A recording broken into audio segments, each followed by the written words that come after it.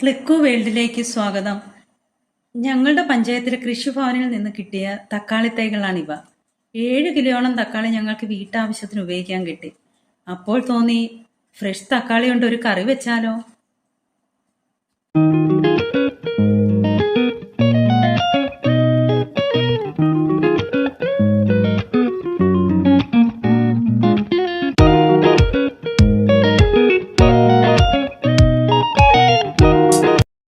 തക്കാളിക്കറിക്കുള്ള ചേരുവകൾ ഇവിടെ റെഡിയായിട്ടുണ്ട്. ആദ്യം 2 ടേബിൾ സ്പൂൺ വെളിച്ചെണ്ണ ഒഴിച്ച് ചൂടായി വരുമ്പോൾ 1 ടീസ്പൂൺ കടുക്, 1 ടീസ്പൂൺ പെരിഞ്ജീരകം ഇടുക.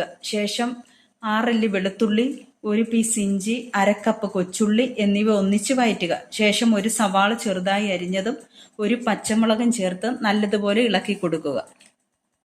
മൊത്തത്തിൽ 8 തക്കാളിയാണ് വേണ്ടത്. അതിൽ 3 തക്കാളി നല്ലതുപോലെ അരച്ചെടുത്ത് ഉള്ളിയുമായി വഴറ്റിയെടുക്കുക.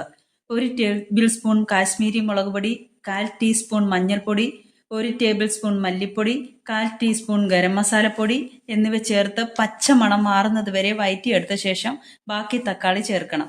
ഗ്രേവിക്ക് ആവശ്യമായ വെള്ളം ചേർത്ത് ആവശ്യത്തിന് ഉപ്പും കറിവേപ്പിലയും ചേർത്ത് 5 മിനിറ്റ് അടച്ചു വെച്ച് ലോ ഫ്ലെയിമിൽ വേവിക്കുക. നമ്മുടെ തക്കാളിക്കറി ഇവിടെ റെഡിയായി. അതിനുശേഷം ബൗളിലേക്ക് മാറ്റാവുന്നതാണ്. ഈ വീഡിയോ ഇഷ്ടപ്പെട്ടാൽ ലൈക്ക് ചെയ്യുക, ഷെയർ ചെയ്യുക, സബ്സ്ക്രൈബ് ചെയ്യുക. താങ്ക്